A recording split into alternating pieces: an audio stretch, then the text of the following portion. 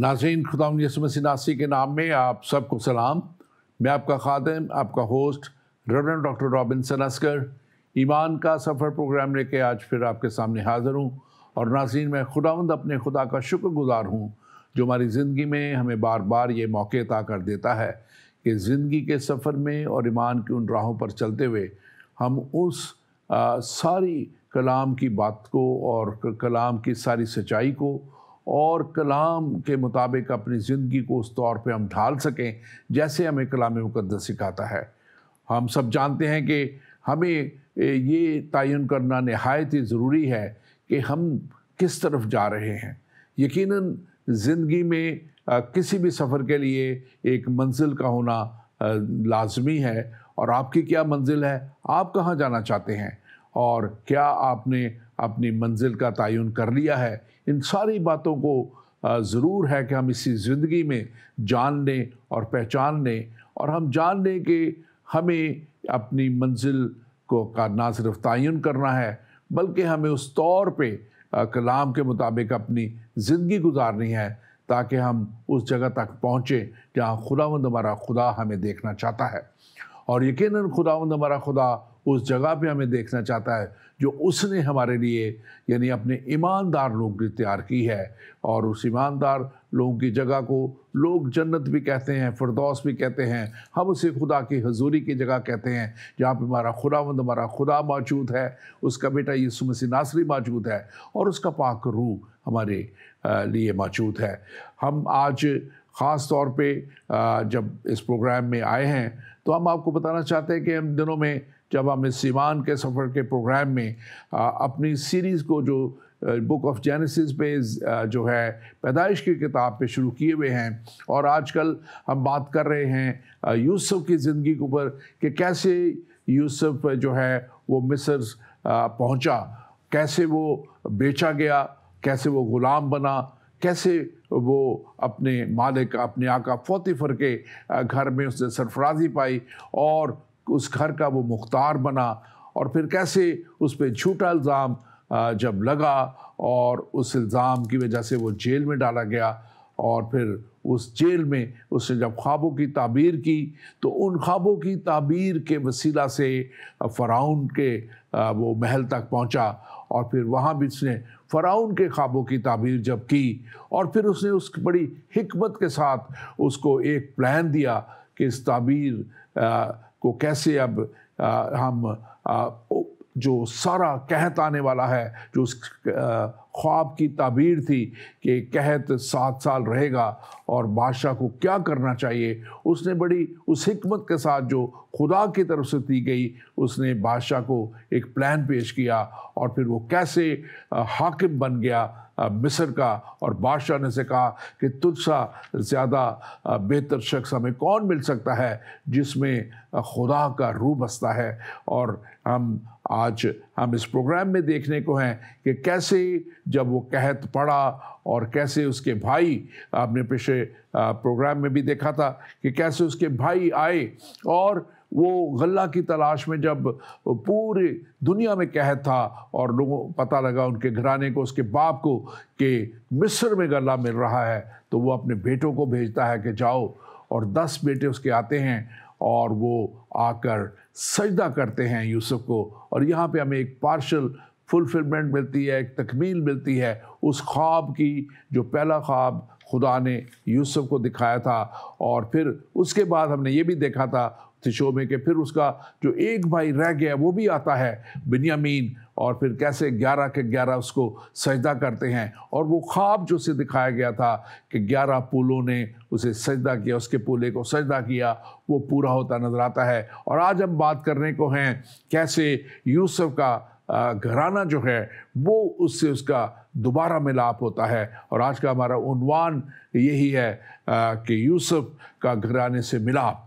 और इस सब्जेक्ट पे बात करने के लिए, आज पे टॉपिक पे बात करने के लिए मेरे साथ स्टूडियो में मौजूद हैं pastor Justin Javed. Pastor Justin Javed Pakistan से आए हैं और ये IFGF international full gospel fellowship church के ये पाकिस्तान के चेयरमैन हैं, और इसके साथ साथ ये इंटरनेशनल रिप्रेजेंटेटिव हैं IFGF के पाकिस्तान से, और आज हम इसके साथ मिलके इस सारे टॉपिक पे बात करेंगे। हमारे साथ पहले भी ये एक प्रोग्राम में आ चुके हैं। Pastor Justin Javed, welcome to the show, आपको वेलकम करते हैं। आप हमें थोड़ा सा इस सब्जेक्ट के ताल्लुक से, टॉपिक के ताल्लुक से ज़रा थोड़ा सा इब्तदाइया दीजिए कि आप क्या महसूस करते हैं जब ये रीयूनियन हो रही है, जो है यूसुफ अपने घराने के साथ, पहले अपने भाइयों के साथ, वो पिछले प्रोग्राम में हमने देखा कि वो मिलता है और कैसे वो उनको गल्ला मुहैया करता है, अपने बाप के लिए वो फ़िक्रमंद था, और कैसे अब उसका ये घराना भी आता है। आप इसके ताल्लुक से बात भी कीजिए और बाइबल से हमें पढ़ के भी 45वें बाब से, पैदाइश की किताब से पहली 8 आयत बयान कीजिएगा। Thank you very much doctor साहब, गॉड ब्लेस यू। और मैं शुक्रगुजार हूँ खुदा का और आप सबका कि आपने मुझे दोबारा ये मौका दिया कि हम खुदा के कलाम के हिस्सा में से उन सच्चाइयों को जान सकें जो हमारे लिए बरकत का वसीला है। इससे पहले कि जो टॉपिक आपने बहुत खूबसूरत चूज़ किया है कि यूसुफ का अपने घराने से मिलाप, इससे पहले कि उनका मिलाप हो, यूसुफ कैसे अपने भाइयों पर अपने आप को जाहिर करता है उस जगह पर। उस पैसेज को पढ़ने के लिए हम देखते हैं पैदाइश उसका 45वां बाब और उसकी पहली आयत से लेकर 8वीं आयत तक। खुदा के कलाम में यूँ मरकूम है, तब यूसुफ उनके आगे जो उसके आसपास खड़े थे अपने को ज़ब्त ना कर सका और चिल्लाकर कहा, हर एक आदमी को मेरे पास से दूर कर दो। चुनाचे जब यूसुफ ने अपने आप को अपने भाइयों पर जाहिर किया, उस वक़्त और कोई उसके साथ ना था, और वो चिल्ला चिल्ला कर रोने लगा। और मिस्रियों ने सुना और फ़िरौन के महल में भी आवाज़ गई। और यूसुफ ने अपने भाइयों से कहा, मैं यूसुफ हूँ, क्या मेरा बाप अब तक जीता है? और उसके भाई उसे कुछ जवाब ना दे सके, क्योंकि वो उसके सामने घबरा गए। और यूसुफ ने अपने भाइयों से कहा, ज़रा नज़दीक आ जाओ। और वो नज़दीक आए। तब उसने कहा, मैं तुम्हारा भाई यूसुफ हूँ, जिसको तुमने बेचकर मिस्र पहुँचाया। और इस बात से कि तुमने मुझे बेचकर पहुँचाया, ना तो गमगीन हो और ना अपने अपने दिल में परेशान हो, क्योंकि खुदा ने जानों को बचाने के लिए मुझे तुमसे आगे भेजा, इसलिए कि अब 2 बरस से मुल्क में काल है और अभी 5 बरस और ऐसे हैं जिनमें ना तो हल चलेगा और ना फसल कटेगी। और खुदा ने मुझको तुम्हारे आगे भेजा ताकि तुम्हारा बकिया ज़मीन पर सलामत रखे और तुमको बड़ी रिहाई के वसीला से ज़िंदा रखे। पास तुमने नहीं बल्कि खुदा ने मुझे यहाँ भेजा, और उसने मुझे गोया फ़िरौन का बाप और उसके सारे घर का खुदावंद और सारे मुल्के मिस्र का हाकम बनाया। आमीन। यहाँ पे एक बात, ये बड़ा खूबसूरत हवाला है और बड़ा ही चैलेंजिंग ये सारी सिचुएशन नज़र आती है, बल्कि बड़ा मैं इसको कहूँगा कि बड़ा, वो अगर आप इमेजिन करें, थोड़ा सा उस वक्त को देखें, माहौल को देखें, तो ये एक बहुत बड़ा ड्रामेटिक सीन होगा उस वक्त। वहाँ पे बहुत जज्बाती माहौल वहाँ पे होगा, और वहाँ पे जैसे ये लिखा है, इस वक्त देख रहे हैं, अभी पढ़ रहे हैं कि अब वो अपने भाइयों के सामने है और भाई उसके सामने हैं। 20 साल बाद वो उनको मिल रहा है, और 20 साल बाद जो है अभी उसके घराने के लोग उसके सामने आ चुके हुए हैं। और यहाँ पे हम देखते हैं कि अभी अपने भाइयों से वो मिल रहा है। अभी पूरा घराना उसको नहीं आया, पूरा घराना नहीं मिला, वो अभी अगले उसमें हम देखेंगे जी। लेकिन जो मैं बात कहना चाह रहा हूँ, फिर आप इसके ऊपर तबसरा कीजिएगा, कि ये एक बहुत ही जज्बात से भरा हुआ हमें जो है मंजर नज़र आता है यहाँ पे। और यहाँ पे मैं देखता हूँ कि एक ये बाइबल में उन चंद ऐसी जगहों पे है, जैसे हम यीशु मसीह की मसलूबियत को देखते हैं, यीशु मसीह के जी उठने को देखते हैं, यीशु मसीह के आसमान पर उठाए जाने को देखते हैं। ये उस तरह का एक बहुत ही जज्बाती किस्म का जो है वो सीन है। आप इस पर ज़रूर तबसरा कीजिए। बिल्कुल डॉक्टर साहब, आपने ठीक फरमाया कि जज्बाती से मोमेंट थे उनके। बड़े एक यंग उम्र में वो जुदा हुआ अपने घर से, माँ से, बाप। माँ तो पहले ही डेथ हो गई, लेकिन अपने बाप से, भाइयों से, और एक बिल्कुल जवानी की उम्र थी, और आकर उस इलाका में, एक गैर मुल्क में वो बसा जहाँ उसका कोई जानने वाला भी ना था। इवन के वो कोई नॉर्मल हालात में भी नहीं आया था, बल्कि कैद की हालत में रहा, और कैद की हालत में खुदा उसके साथ रहा और सारी बरकत का वो वसीला ठहरा, और खुदा ने उसको हिकमत बख्शी और उन्हें ख्वाबों की ताबीर की। और इस तौर से जब उसके भाई उस पर के पास आते हैं और अपने आप को वो जाहिर करता है, यूसुफ अपने आप को अपने भाइयों पर जब जाहिर करता है, तो मैं यहाँ पे एक बड़ी बात देखता हूँ। नंबर 1 कि आम हालात में देखा जाए तो शायद हम इंसान होते हुए इस बात को लेते हैं कि शायद हमें हमारे साथ ज़्यादती हुई, हमारे भाइयों ने की, दोस्तों ने की, रिश्तेदारों ने की, हम छोड़ेंगे नहीं, बदला लेंगे। लेकिन वो खुदा के इल्हाम को और कलाम को और बातों को जानने वाला है, और वो समझ जाता है कि खुदा उसके साथ, और खुदा के बारे में भी है कि उसकी सिफत है कि वो तसल्ली का खुदा है, वो फिक्र करने का वाला खुदा है। इसी तौर से यूसुफ अपने भाइयों को ब्लेम नहीं देता, ये नहीं कहता कि तुमने मेरे साथ ज्यादती की, तुमने ऐसे किया वैसे, कोई बात नहीं दोहराता, बल्कि वो उनको तसल्ली देता है और कहता है दिल ही दिल में परेशान नहीं होना, गमगीन नहीं होना, गम नहीं करना, मैं बदला नहीं लूँगा, मैं कोई ऐसा काम नहीं करूँगा, बल्कि उनको तसल्ली देने वाला ठहरा।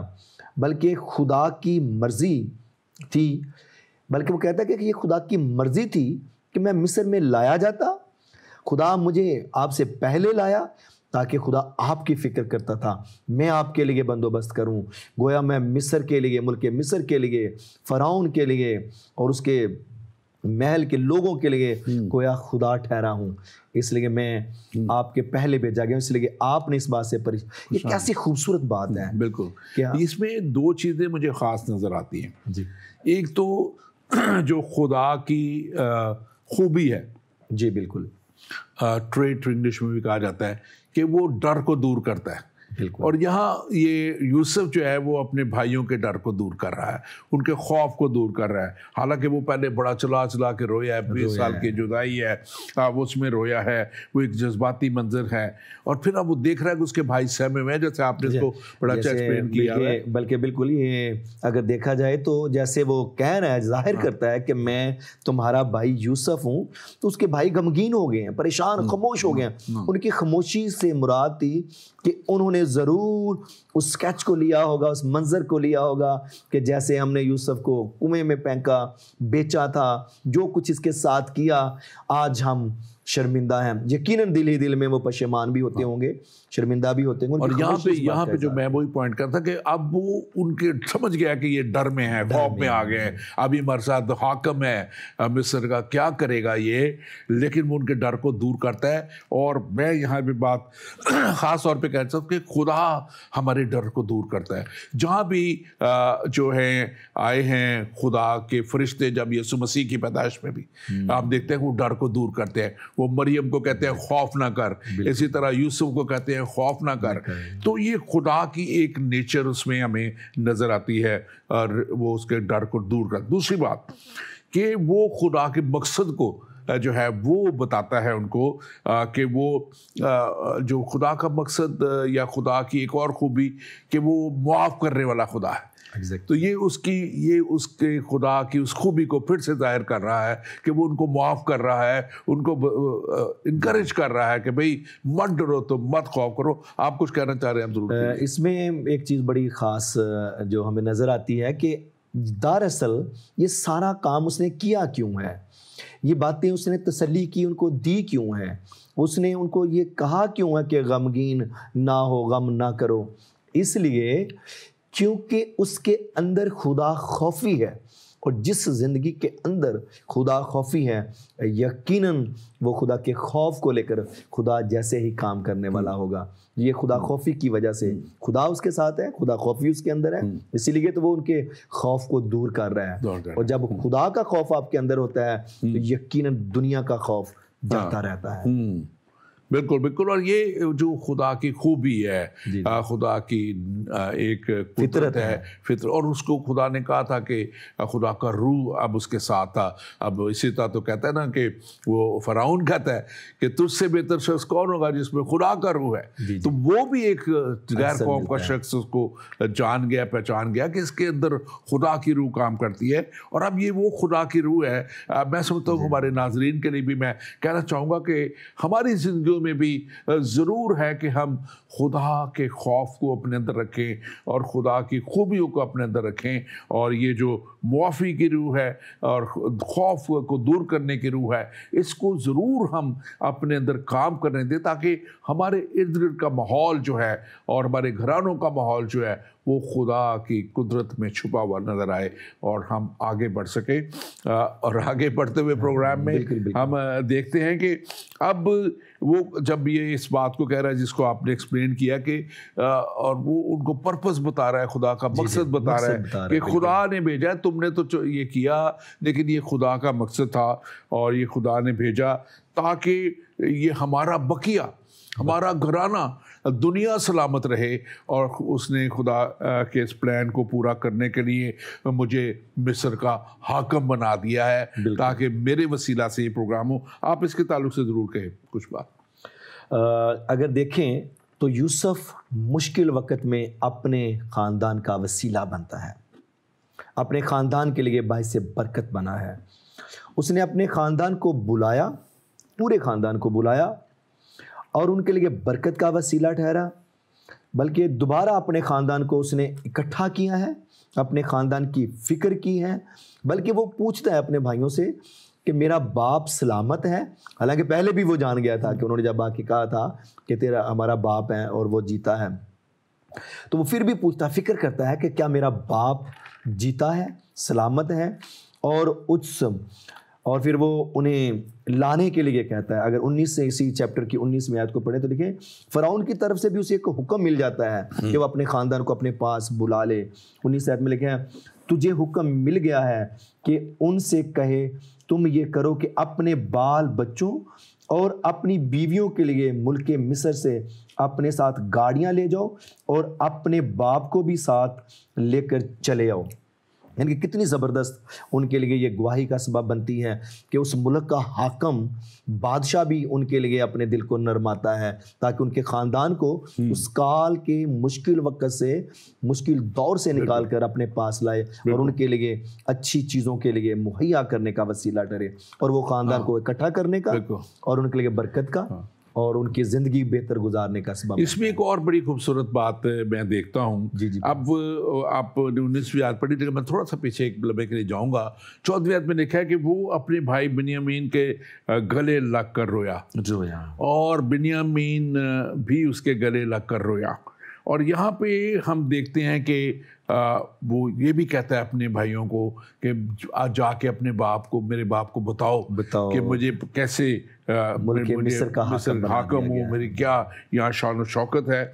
और इसके साथ साथ मैं ये भी देखता हूँ कि वो यहाँ पे लिखा है कि उसने अब सब भाइयों को चूमा और उनको मिलकर उनके साथ भी रोया। ये आगे 15वीं आयत बता बिल्कुल।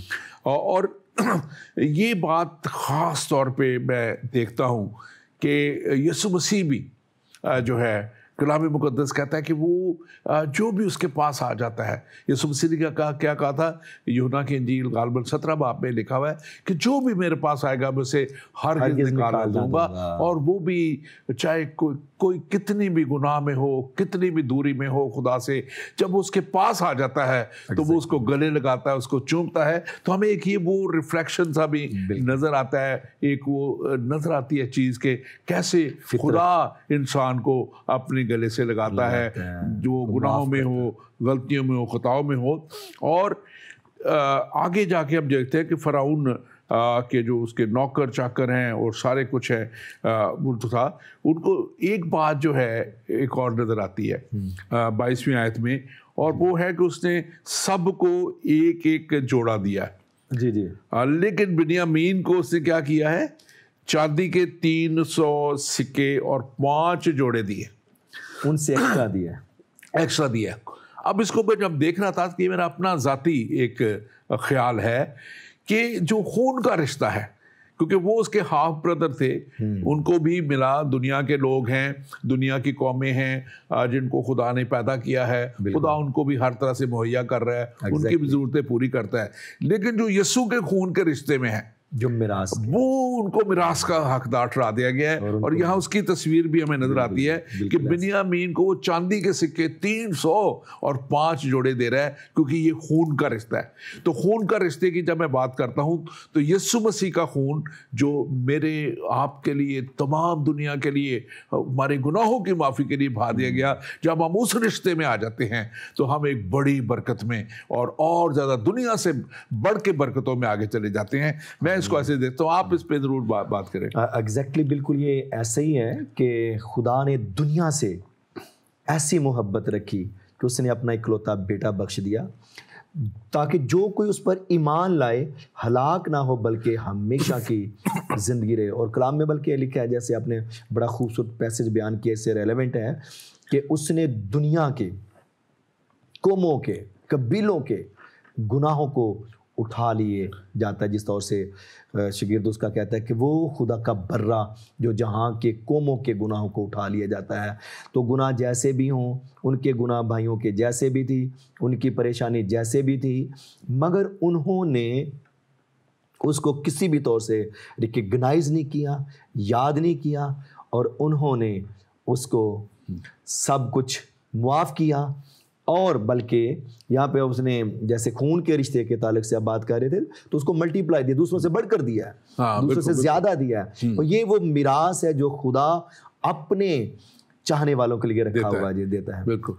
मैं अपने नाजरीन से कहूँगा कि आप हमारे फेसबुक पेज ईमान के सफ़र को लाइक कीजिए, और हमारे यूट्यूब पेज ईमान के सफ़र को भी आप लाइक कीजिए। हमारा पाक ज़िंदगी पेज है ज़िंदगी टीवी का, आप उसको भी लाइक कीजिए। और जितने हमारे नाजरीन दूसरे मुल्कों में हैं या आपके अजीज़ दूसरे मुल्कों में रहते हैं, आप उनको भी बता सकते हैं कि हमारा ये प्रोग्राम जो है ये एशिया सैट 7 पे ये जाता है, जो बहुत से ममालिक में जाता है, उस पर ये प्रोग्राम और ज़िंदगी टीवी को आप देख सकते हैं।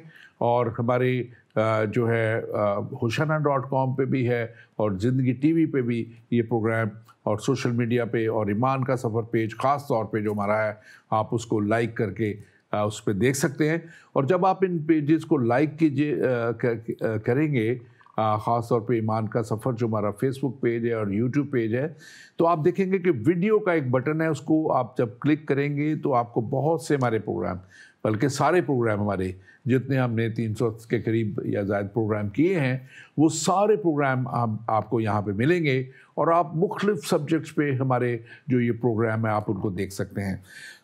पास्टर जशन, आगे बढ़ते हुए अब एक और हम बड़े खूबसूरत हिस्से में दाखिल हो रहे हैं कि अब ये जब उसके भाई वापस जाते हैं, और ये जब वापस जाते हैं और वहाँ जाकर वो जो है अपने बाप को ये खबर देते हैं, तो ये अगेन एक बड़ा, मैं समझता हूँ कि बड़ा जज्बाती सीन है। और लिखा है उस वहाँ पे, ये लफ्ज़ मैं पढ़ रहा था कि लिखा है कि उसके बाप 26वें आयत में लिखा है, याकूब का दिल धक से रह गया। मतलब कैसा एक शख्स, एक बाप जो 20 साल से अपने बच्चे को ये समझ चुका है, बताया गया उसको कि तेरा बेटा मर चुका है, जिसको कलाम बताता है कि वो बहुत सबसे ज़्यादा उससे प्यार करता था। कलाम बताता है कि वो उसके लिए उसने ख़ास एक कोट जो है बेड से रंगों का कोट बना के ख़ास लिबास उसको दिया हुआ था, और यही उसके लिए मुश्किल की बायस भी बनी थी बात। तो अब ये देखें कि जब उसको पता लगता है कि इसका बेटा तो अभी जिंदा है और ना सिर्फ जिंदा है बल्कि मिस्र का हाकिम है। तो ये अल्फाज जब मैं देखता हूँ कि क्या ड्रामेटिक सीन होगा, क्या वक्त होगा वहाँ पे कि उसको जो जब ये बताया जा रहा है और वो देख रहा है, उसके अगर उस वक्त फिल्मिंग होती तो उसके एक्सप्रेशन क्या होते, ये देखने के काबिल होते। तो वो लिखा है कि वो जो है वो मैं समझता हूँ कि पता नहीं 20 साल वो कितना रोया होगा, कितना उसने उसको मिस किया होगा और कितना वो उसके लिए दुखी भी रहा होगा कि मेरा बच्चा जो है वो उसको खा लिया है, जानवरों ने खा लिया है। लेकिन अब उसको जब पता लग रहा है तो वो निकल पड़ता है। और वो मैं चाहूँगा कि आप उस पॉइंट पे आएँ जहाँ वो जब निकलता है तो वो लिखा है ना कि बेरसबा में रुकता है और जाते हुए अपने सफ़र पे वहाँ कुर्बाना चाहता है। आप इसकी ज़रा अहमियत बताइएगा। इससे पहले कि इस तरफ जाएं, आप जो बात कर रहे थे बड़ी खूबसूरत बात थी और मैं वो सारा मंजर खुदा के को तसव्वुर कर रहा था कि जिस तौर से इंसान उससे बिछड़ा और जुदा हुआ और वापस उसने मिलाप का जो सिलसिला शुरू किया, वो भी कैसा खुदा गम में रहा होगा, कैसा दुख में रहा होगा कि जिसको उसने अपने हाथ से बनाया, तराशा, सब कुछ दिया और उसके नथनों में जिंदगी का दम फूका और इंसान जीती जान हुआ और वो उससे जुदा हो गया एक मुशर्रफ बेटे की तरह। और ये वही सीन है, वो बेटा मुशर्रफ तो नहीं था लेकिन उससे जुदा अलग तो हो गया किसी वसीला से, लेकिन वही जब बाप को दोबारा मिलता है तो बाप की कैसी खुशी और कैसी शादमानी। जब हम यीशु मसीह पर ईमान लाने के वसीला से वापस बाप के पास जाएंगे तो वो खुशी जो होगी बाप की देखने वाली होती है।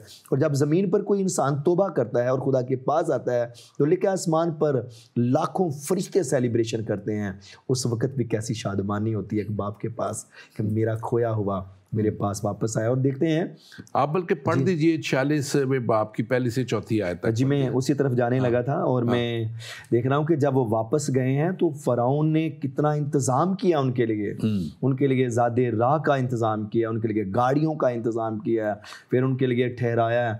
वो कहता है, पहले सोच लेता है कि मैं इनको जश्न के इलाका में ला के रखूँगा, वो जो मैदानी इलाका था एक अच्छी जगह पे ला के रखूँगा। और वो कहता है कि मैं सब कुछ अच्छा उनको खाने के लिए दूंगा, जो अच्छी चीज़ें होंगी मिस्र की वो सब उनके लिए तेरे ख़ानदान के लिए होंगी। कैसा खुदा की तरफ से ये मैं समझता हूँ कि ये खुदा का एक वो ख़ास फेवर है।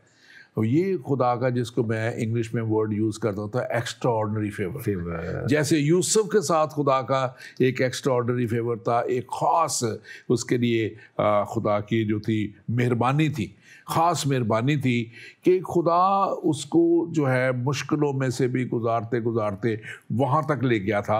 और हर इंसान को मैं समझता हूँ कि खुदा चाहता है कि वो चाहे किसी तरह के भी हालात में हो, मुश्किलों में हो, परेशानी में हो, लेकिन अगर वो खुदा के साथ अगर ठीक तौर पे चलता रहे, जैसे यूसुफ मजबूत रहा, चलता रहा खुदा के साथ, तो खुदा हर एक को बरकत देने पे कुदरत रखता है। आप ये 46वें बाब की पहली चार उसमें यकूब जब अपने मुल्क से निकलता है, अपने उस जो खुशी उसके अंदर है अपने बेटे के लिए या उसको मिलने के लिए या उस काल से सारे से निकलता है, तो वो 46वें बाब की जो पहली 4 आयत है उसको पढ़ते हैं और लिखा है, और इसराइल, ये यकूब के लिए इसराइल है क्योंकि यकूब का जो तखल्लुस था वो इसराइल है, नाम दिया गया खुदा की तरफ से नाम दिया गया कि तो इसराइल कहलाएगा। तो यहाँ पे लिखा, और यकूब यानी इसराइल अपना सब कुछ लेकर चला और बेरसबा में आकर अपने बाप इसहाक के खुदा के लिए कुर्बानियाँ गुजरानी।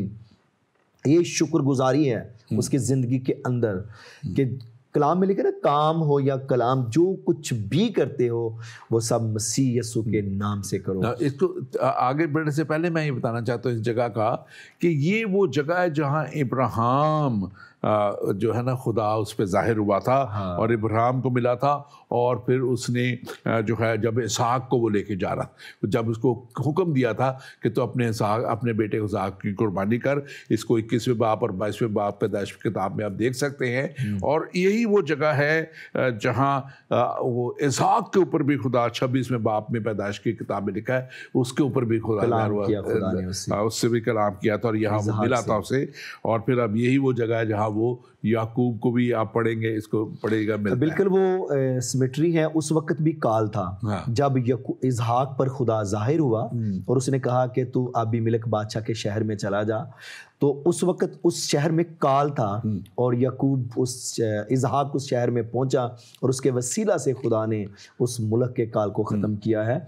और बिल्कुल ये बिल्कुल ऐसे ही है। और वहाँ पे ही वो 7 कुएं थे जो इब्राहिम के थे और उन्होंने उन कुओं को दोबारा से खाली किया और उसमें से पानी निकला। और ये वही जगह बिल्कुल। और लिखा और खुदा ने रात को रोया में इसराइल से बातें की और कहा ए याकूब, ए याकूब। खुदा याकूब से बात कर रहा है, यानी कि इसराइल से बात कर रहा है। और याकूब क्या कह रहा है? उसने जवाब दिया मैं हाजिर हूँ। माय डियर, देखने वाले जितने भी सुन रहे हैं, खुदा हर एक को बुलाता है, हर एक को आवाज़ देकर नाम लेकर बुलाता है। आज भी बहुतों के साथ खुदा कलाम कर रहा होगा, उनको आवाज़ दे रहा होगा, बुला रहा होगा। वो बाहें खिलाए फिलाए खड़ा है, इंतज़ार में है। हर एक को नाम ब नाम उसने बुलाया है और बुलाता है यहाँ। लेकिन खूबी ये है कि याकूब खुदा की आवाज़ को रिकग्नाइज़ करता है। लोग खुदा की आवाज़ को रिकग्नाइज़ नहीं करते हैं, लोग पहचानते नहीं हैं। खुदा आवाज़ देता है और याकूब उसने जवाब दिया मैं हाजिर हूँ।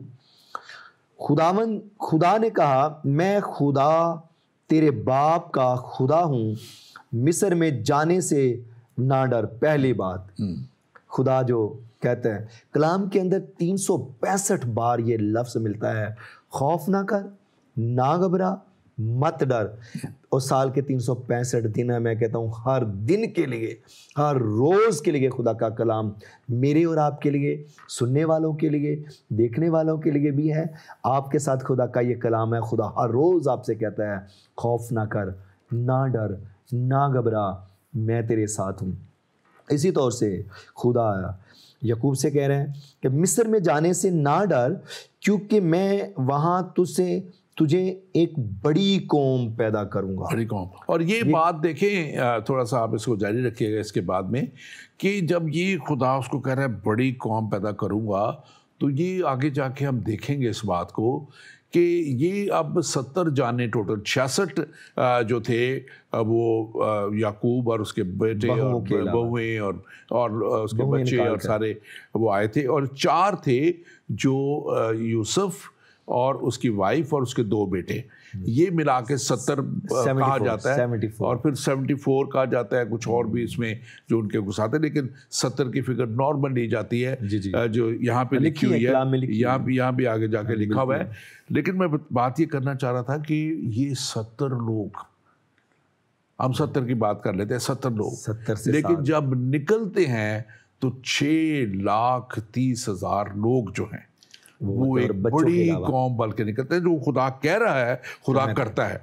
और जो दूसरी बात हमें ख़ास तौर पे मैं अपने नाजरीन से कहूँगा कि आप इस बात को ज़रूर याद रखें कि खुदा जब आपसे कोई कलाम करता है, खुदा जब आपको कोई ख्वाब देता है, खुदा जब आपको कोई रोया देता है, तो ईमान के साथ चलते जाए, उसके साथ ईमान के साथ उसको रिसीव करें, कबूल करें और उसकी रोया को फिर आप ज़ाया ना जाने दें। उस रोया को, उस खुदा की बात को, उस खुदा के कलाम को अपनी ज़िंदगी में रख के आप उसके ऊपर, ईमान के ऊपर खड़े हो जाएं कि जब खुदा ने ये बात की है तो खुदा आपकी ज़िंदगी में ज़रूर पूरा करेगा। खुदा ने यूसुफ को जो है ख्वाब दिखाए, उसको 2 ख्वाब दिखाए और हमने पिछले प्रोग्राम में भी देखा, उसमें देखा कि कैसे उसके भाई उसके पास आते हैं और कैसे उसके भाई आके उसे सजदा करते हैं। और वो 11 पूले, जब 12 पूले उसने अपने भाई को ख्वाब दिखाया था कि 12 पूले थे, और वो ख्वाब इस किताब में लिखा हुआ है कि तुम्हारे 11 पूलों ने मुझे सजदा किया। और वो चीज़ अब मिस्र में जब वो आते हैं तो सजदा करते हैं, तो खुदा ने वो ख्वाब भी पूरा किया। अब हम देखते हैं कि कैसे याकूब अब वहाँ जा रहा है और खुदा उसके दूसरे ख्वाब को भी पूरा करने को है। अगर खुदा ने आपको कोई ख्वाब दिया है तो खुदा ज़रूर पूरा करेगा। ईमान पे खड़े रहें। इस याकूब को देख लें, उसको 20 साल के बाद फिर से उसका बेटा मिल रहा है। यूसुफ को 20 साल के बाद उसका घराना मिल रहा है। वक्त ज़रूर लग जाता है बाज़ दफ़ा। इब्राहिम को 25 साल बाद उसका वो वादा का बेटा मिला जिसका खुदा ने कहा था। क्योंकि ये वक्त होता है जिसमें खुदा आपको मजबूत कर रहा होता है, खुदा आपको ईमान में आगे बढ़ा रहा होता है। इब्राहिम के ताल्लुक से देखिए कि खुदा उसको 25 सालों में ईमान में मजबूत करता रहा, क्योंकि खुदा का एक बहुत बड़ा प्लान उसके लिए था। और खुदा जब बड़े प्लान किसी के लिए करता है, बड़ी इरादे करता है, तो फिर उसको वो बड़े बड़े जो है वो काम उसमें से तजर्बात से भी गुजारता है, मुश्किलों से भी गुजरना पड़ता है। यूसुफ मुश्किलों में से गुजर के अब कहाँ तक पहुँचे। तो मैं जो आज ख़ास बात करना चाह रहा हूँ, आप में से शायद बहुत से लोग हो सकते हैं या चंद लोग हो सकते हैं जो शायद मुश्किलों में हो, दुखों में हो, तकलीफ़ों में हो, और आप शायद सोचते हो कि मेरा ये ख्वाब कब पूरा होगा, मुझसे खुदा ने ये बात की थी वो कब पूरी होगी। ईमान रखें कि खुदा आपके ख्वाबों को, आपकी बातों को, आपसे वादों को ज़रूर पूरा करेगा, क्योंकि वो वादों का सच्चा खुदा है और वो आपके और हम सब के लिए वही प्यार रखता है जो उसके लिए उसके यूसुफ के साथ था, जो उसको याकूब के साथ था, जो उसको इसाक के साथ था, क्योंकि वो तमाम दुनिया का खालिक और मालिक है और तमाम दुनिया को वो ईमान और उस सफ़र में चाहता है कि वो आगे बढ़ते चले जाएं ताकि वो उस जगह तक पहुँचें। मैं अक्सर ये कहता हूँ, ताकि वो उस जगह तक पहुँचें जहाँ खुदावंद हमारा खुदा उन्हें देखना चाहता है। खुदावंद यूसुफ को मिस्र का हाकिम देखना चाहता था और वो उस जगह तक पहुँच गया। आपको भी खुदा वहाँ तक पहुँचाएगा, लेकिन ईमान पे खड़े रहें और ईमान में आगे बढ़ते चले जाएं। जी पास्टर जस्टिन, आप आगे बढ़े। आप इसमें ये बेसिकली वो एक कवानेंट है, अहद है जो खुदा याकूब के साथ बांध रहा है। और वो अहद और वो कवानेंट है क्या, जो इसी में आयत में हमें मिलता है कि मिस्र में, पहली बात कह रहा है कि मिस्र में जाने से ना डर। पहली बात वादा जो है, मैं एक बड़ी कौम बनाऊंगा, मैं मिस्र को के साथ, मिस्र में तू जाएगा तो मैं तेरे साथ जाऊंगा। साथ जाने से मुराद खुदा की हजूरी, उसकी प्रेजेंस, उसका खौफ उसकी ज़िंदगी के अंदर होगा। वो साथ कह रहा है, खुदा कह रहा है मैं तेरे साथ जाऊंगा। फिर खुदा फरमाता है और फिर मैं अहद कर रहा है कि मैं तुझे वापस लाऊंगा वादा की सरजमीन पे, और यकीनन लाऊंगा। बेशक उसकी हयात में तो नहीं, एक बड़ी कौम, जैसा आपने पहले कहा कि 6 लाख लोग बच्चों के अलावा तादाद थी जो वापस वहाँ से एक बड़ी कौम बन के वो निकले और लौटे। अरसा बहुत लग गया उनको, लेकिन ये खुदा ने वादा किया था और वो वादे की तकमील होती हुई भी हम देखते हैं। और उसके साथ जब आपने कहा कि बता रहे हैं कि वो 70 लोग आए, 70 की तादाद में वो लोग आए और एक बड़ी तादाद में लोग वो वापस गए। और खुदा ने मुमकिन किया कि यूसुफ का पूरा ख़ानदान फिर उसको मिलता है और अपने ख़ानदान से दोबारा अपने बाप से मिलता है, ख़ानदान से मिलता है, और वो अपने सारे मालो मता के साथ वहाँ पहुँचते हैं। और उनकी अच्छी सरजमीन उनके सुपुर्द की गई, और वो ज़मीन जो सरसब्ज़ थी, जहाँ पे माल मवेशी रखे जा सकते थे, जहाँ पे अच्छी ज़िंदगी गुजारी जा सकती। ज़मीन पर तो है ही है, मगर आसमान पर यीशु मसीह ने कहा हमेशा की ज़िंदगी है। लेकिन इसके लिए एक बात का होना बहुत ज़रूर है, और वो इसी जो आपने हवाला पढ़ा है उसकी दूसरी आयत में लिखा है, खुदा ने रात को रोया में इसराइल से बातें की और कहा ए याकूब, ए याकूब। और उसने कहा हाय खुदावंद, मैं हाजिर हूँ। उसने जवाब दिया मैं हाजिर हूँ। हाजिर होना बहुत ज़रूरी, ये बहुत अहम फैक्टर है कि खुदा बुला रहा होता है, खुदा बात कर रहा होता है, खुदा आपको आगे ले जाने के लिए तैयारी करने को कह रहा होता है। लेकिन क्या हाजिर कोई शख्स अपने आप को पेश करता है कि नहीं?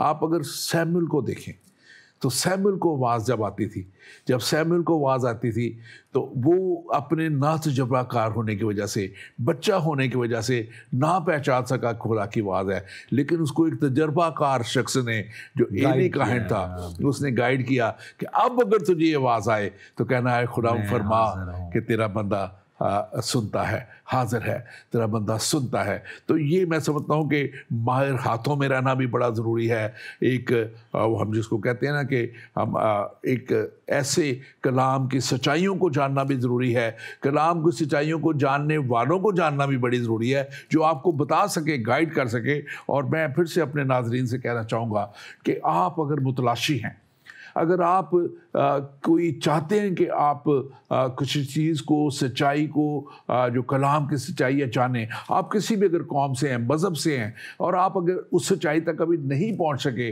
और आप शायद मसीहत के ताल्लुक से जानना चाहते हैं या मसीहत में से आप पढ़ना चाहते हैं, देखना चाहते हैं, तो ऑनलाइन हमारे आजकल आपको पता है कि सब चीज़ें मौजूद हैं। ऑनलाइन बाइबल्स हर लैंग्वेज में और हज़ारों की तादाद में ज़ुबानों में, और हमारी उर्दू, हिंदी, पंजाबी ज़ुबानों में, सब में ऑनलाइन बाइबल्स मौजूद हैं। अगर आप हमें कहें तो हमें अपना लिखिएगा। हमारा नंबर ख़ास व्हाट्सएप नंबर है आपके सवालों के लिए, आपकी बात करने के लिए, +1 585 542 5900। आप इस व्हाट्सएप नंबर पे भी हमें लिख के अपना पता भेज सकते हैं, अपना टेलीफोन भेज सकते हैं, और हम आपको जो मुफ्त कलाम है बाइबल मुकद्दस वो भेजेंगे, और आप ज़रूर इसके पढ़िए ताकि आप सच्चाई को जानें। और कलाम मुकद्दस बाइबल कहती है तुम सच्चाई को जानोगे और सच्चाई तुम्हें आज़ाद करेगी। इंजील मुकद्दस में लिखा है, और यकीनन सच्चाई का जानना नहायत ज़रूरी है। और सच्चाई ये बाइबल मुकद्दस है, ये खुदा का कलाम है जो खुदा ने नबियों के वसीला से दे दिया। खुदा ने 1500-1600 साल में जब से ये नबी आना शुरू हुए, खुदा के लोग आना शुरू हुए और ये पैगंबर आना शुरू हुए, खुदा ने लिखवा दिया। फिर अनाजील लिखी गई और उसके बेटे यीशु मसीह के वसीला से खुदा ने इस कलाम को तकमील कर दिया। और यीशु मसीह ने आखिरी बुक इस कलाम मुकद्दस की मुकाशवा उसने अपने बंदा यूहन्ना को दे दिया, ताकि लोग जाने के आखिर ज़माना में क्या होने वाला है, ताकि वो अपना आप और अपना रास्ता दुरुस्त कर लें और अपनी सिद्ध दुरुस्त कर लें, ताकि उस जगह तक वो पहुँचे जहाँ खुदा उन्हें देखना चाहता है। खुदा आपको हमेशा की ज़िंदगी में उस जगह पे देखना चाहता है जिसके लिए उसने कहा था, यीशु मसीह ने कहा था कि मैं जाता हूँ और तुम्हारे लिए जगह तैयार करता हूँ, ताकि जहाँ मैं हूँ वहाँ तुम भी हो। और खुदा ने वो खूबसूरत जगह बनाई है, वो आपके लिए बनाई है। वो जगह जो इब्लीस और उसके फरिश्तों के लिए, बदरूहों के लिए और ऐसे लोगों के लिए जो उसके पीछे चलते हैं, जो गुनाह की ज़िंदगी गुजारते हैं, जो आग और गंधक की झील कहा गया है, जिसे आपके लिए वो जगह नहीं है। आपके लिए जगह तो वो है जहाँ खुदा ने खूबसूरत मुकाशवा की किताब 21वां बाब लिखा है कि वो हीरों से और जवाहरात से तैयार की गई जगह है। नया आसमान और नई ज़मीन वो जगह है आपके लिए, और उसके लिए आप तैयारी करें, ईमान पे खड़े हो जाएं और ईमान में आगे बढ़ते चले जाएं। जी पास्टर जस्टिन, आप मज़ीद आगे इसमें कुछ बताना चाह रहे हैं? बहुत अच्छा आपने खूबसूरत बात की कि जब तक आपका कोई मेंटोर नहीं है, आपको गाइड करने वाला नहीं है, कोई अच्छे माहिर हाथों में नहीं है, तब तक आप उस तौर से ग्रो भी नहीं कर सकते। तो जिस तौर से आपने रेफरेंस दिया है सैमुएल का कि उसको कोई गाइड करने वाला था, जब उसको समझ नहीं थी तो उसने गाइड किया है। बल्कि ज़बूर 78 में लिखा है, उसने माहिर हाथों के साथ मेरी पासबानी की और खलूसे दिल के साथ मेरी रहनुमाई की है। तो खलूसे दिल के साथ रहनुमाई करने वाला भी होना चाहिए, आपको गाइड करने वाला भी होना चाहिए। तो इसलिए ज़रूरी है कि उस रहनुमाई के लिए बहुत सारे खादम, बहुत सारे लोग भी मौजूद हैं, किसी से भी ले भी सकते हैं। और यहाँ पे हम देखते हैं कि उनका जो पेशा है वो भेड़ बकरियां चराने वाला, इसलिए उनको एक अच्छा एरिया उनके लिए मखसूस किया गया, उनको दिया गया। इससे पहले कि यकूब अपने शहर को छोड़ता, अपने मुल्क को छोड़ता और वो उस जगह पर गया है जहाँ बेरसबा के इलाका में, और जहाँ खुदा ने उसे कलाम किया है। और उसने सबसे पहला एक काम जो उस जगह पे हमें नज़र आता है, वो देखते हैं कि उसने उस जगह पर कुर्बानी गुजरानी है, कुर्बानी गुजरानी है और अपने खुदा को याद किया है। और उसने सबसे पहला वो काम किया है जो हमें करना चाहिए, उसने अपने आप को पेश किया खुदा के हुजूर कुर्बानी गुजराने के लिए। और फिर उसके बाद जब उस जगह पर पहुंचते हैं तो फ़िरौन के सामने जब उसे पेश किया जाता है, ले जाते हैं, तो वो फ़िरौन से पूछता है उसके बारे में।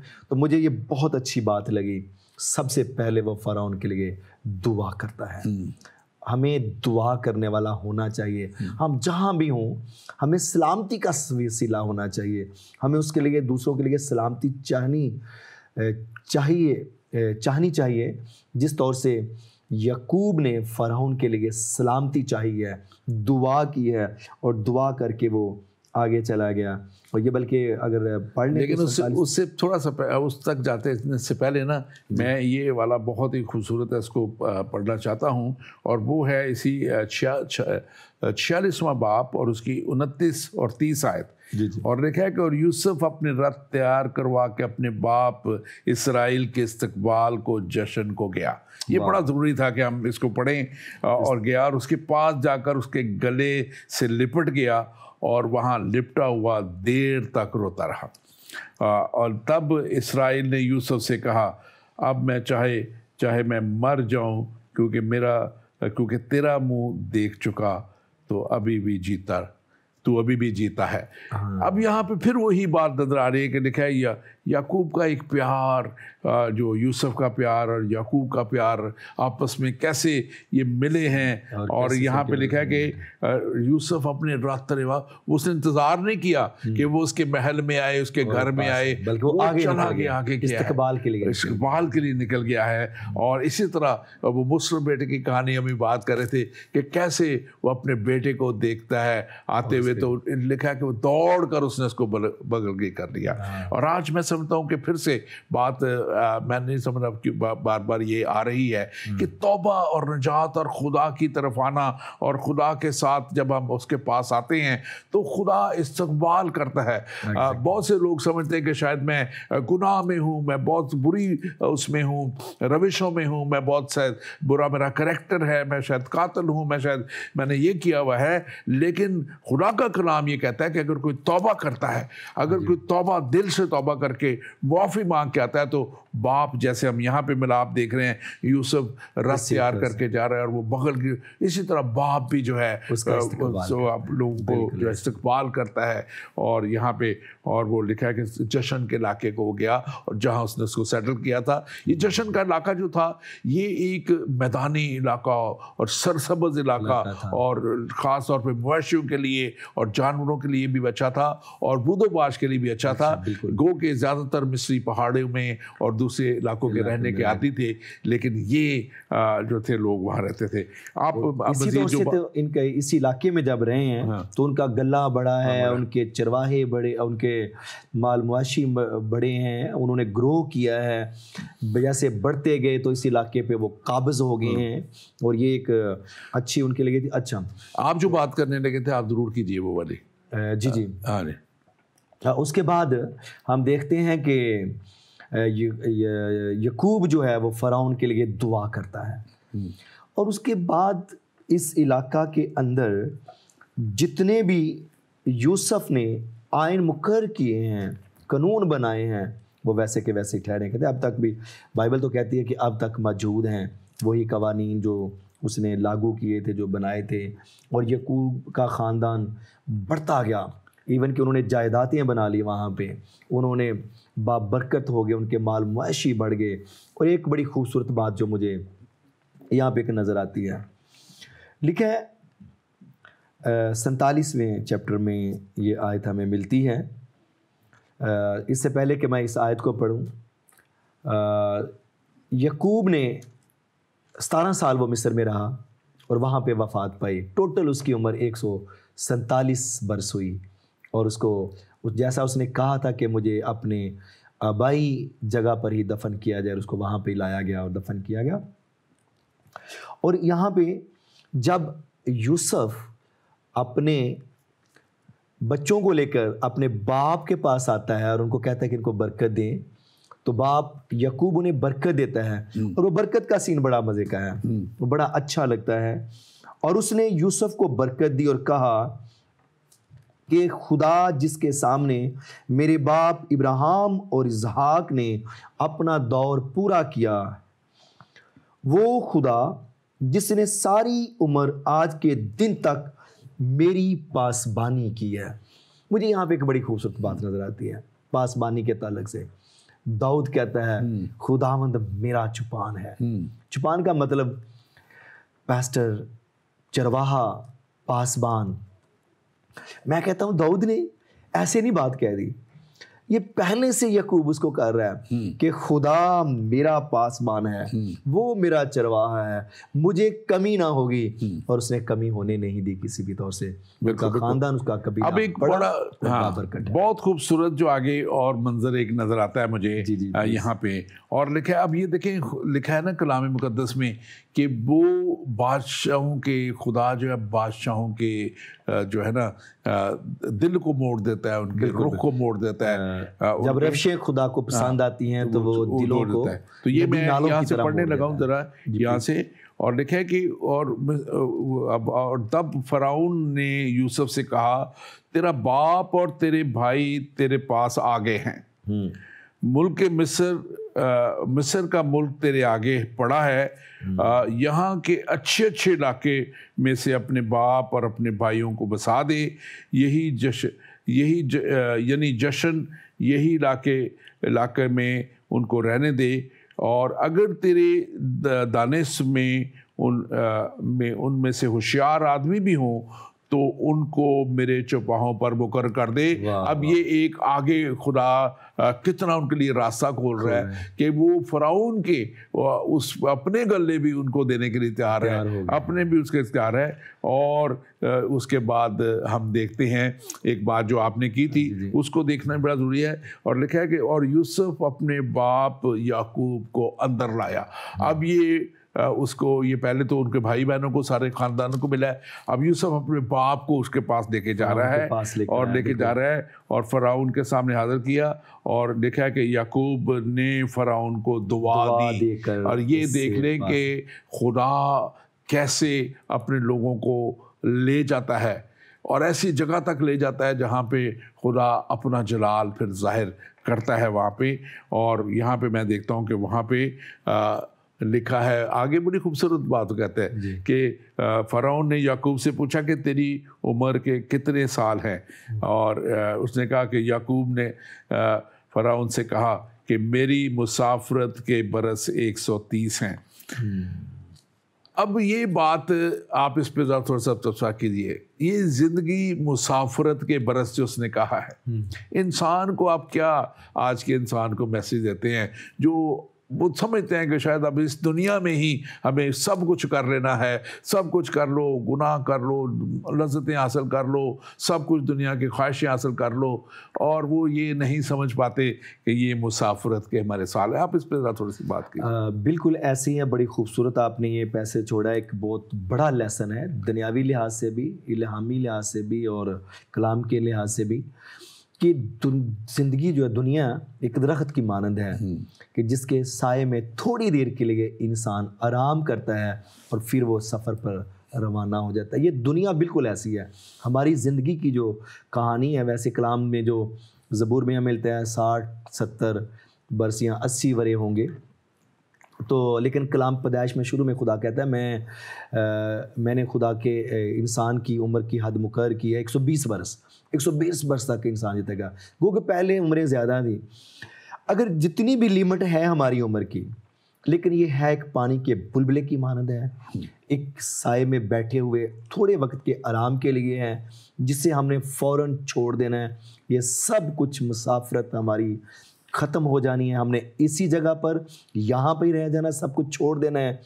और लेकिन उस मुसाफरत के लिए जहाँ पे हमने जाना है, हमारा जो असल ठिकाना है, जहाँ वहाँ के लिए हमने क्या किया है, अगर जाएंगे तो कहाँ पे जाएंगे, हमारे लिए कौन सा डेस्टिनेशन होगा, हमारे लिए कौन सी जगह तैयार की गई है। यीशु मसीह ने फरमाया, मैं जाता हूँ और तुम्हारे लिए जगह तैयार करता हूँ। मेरे बाप के पास बहुत से मकान हैं, अगर ना होते तो मैं तुम्हें साफ साफ कह देता।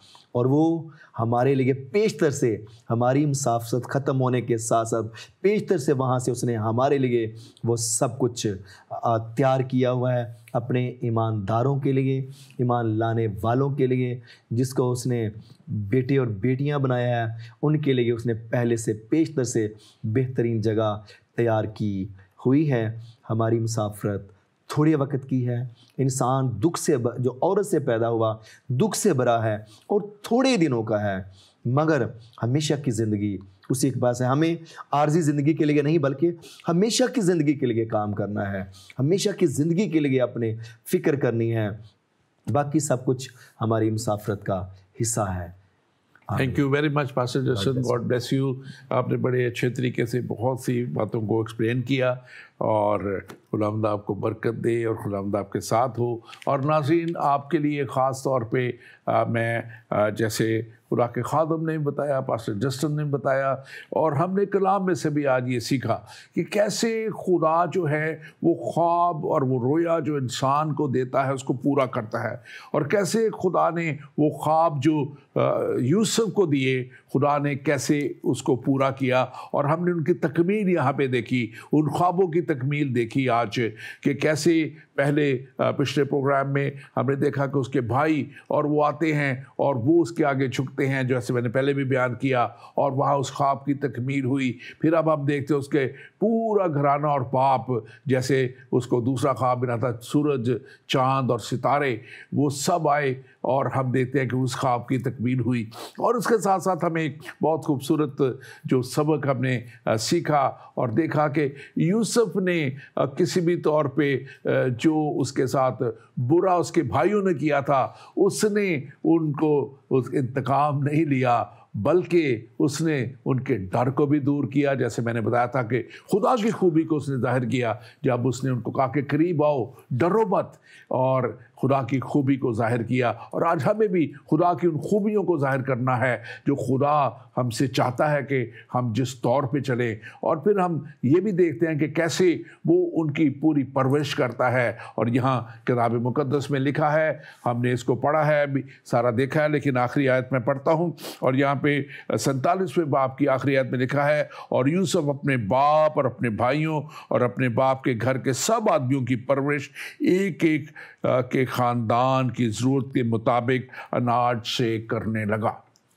और ये वो किरदार है जो खुदा हम सब में देखना चाहता है कि हम अपने अंदर से जो है हर तरह की गुस्से को और बुराई को दूर करके और हसद को दूर करके इंतकाम को कभी भी ना परवान चढ़ाएं, बल्कि जैसे यूसुफ ने जिसके साथ बुरा किया उसके भाइयों ने, लेकिन वो फिर भी उसने खुदा के प्लान को समझा, और वो कहता है कि अपने भाइयों को वो कहता है कि तुमने ये नहीं किया बल्कि खुदा ने ये होने दिया, ताकि मैं बहुत सी जानों को और अपनी कौम को और बहुत सी दूसरी कौमों को बचा सकूं। और खुदा आपको भी इसी तरह अपने बड़ी मकसद के लिए इस्तेमाल कर सकता है। अगर आप अपने आप को खुदा के हाथों में कर दें, खुदा के ताबे कर दें और खुदा के कलाम के मुताबिक आप ज़िंदगी गुजारना शुरू करें, और जब आप उस कलाम के मुताबिक ज़िंदगी गुजारेंगे तो आपको खुदा बड़ी बरकतों में, जैसे यूसुफ को बड़ी बरकत तक ले गया, मिस्र का हाकिम बना दिया, और इसी तरह आपको भी बड़ी बरकत तक ले जाएगा। लेकिन उसके लिए ज़रूरी है कि ताबेदारी में, फरमाबरदारी में, उस तौर पे उस ज़िंदगी को हम गुजारें जो हमारी मुसाफरत के दिन इस दुनिया में हैं। कोई नहीं जानता कि उसके कितने अयाम हैं, कितने दिन हैं, ना आप जानते हैं ना मैं जानता हूँ। लेकिन एक बात हम जानते हैं कि एक ऐसी ज़िंदगी है जो इस ज़िंदगी के बाद है, जिसे हमने खुदा की हजूरी में गुजारना है, और उसके लिए हमें अपने आप को तैयार करना है। और उसके तैयार करने के लिए किताब मुकद्दस, बाइबल मुकद्दस, अंजील मुकद्दस और यीशु मसीह की ज़िंदगी पर गौर करना और उस कलाम के मुताबिक ज़िंदगी गुजारना निहायत ही ज़रूरी है। खुदावंद आपके साथ हो, खुदावंद आपको बड़ी बरकत दे, और खुदावंद आपको ये फजल बख्शे कि आप कलाम के मुताबिक आगे बढ़ें और खुदावंद की बरकतों को हासिल करें। आमीन।